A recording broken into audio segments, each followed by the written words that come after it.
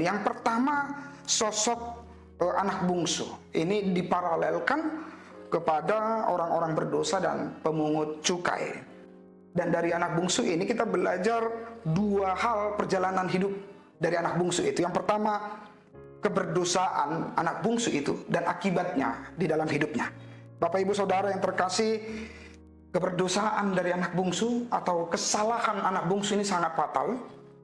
Kita bisa melihat bahwa ia meminta hak dari harta ayahnya sementara ayahnya masih hidup, dan dalam tradisi Yahudi ini adalah sebuah penghinaan dan pemberontakan seorang anak kepada orang tua, karena anak bungsu ini menyatakan seolah-olah ayahnya sudah mati, maka ia berhak untuk menerima warisan dari orang tuanya. Dan ini juga pernyataan ingin memutus hubungan kepada bapaknya, karena anggapan tadi bapaknya sudah dianggap tiada. Dan sikap anak bungsu ini mewakili kondisi kehidupan manusia saat ini.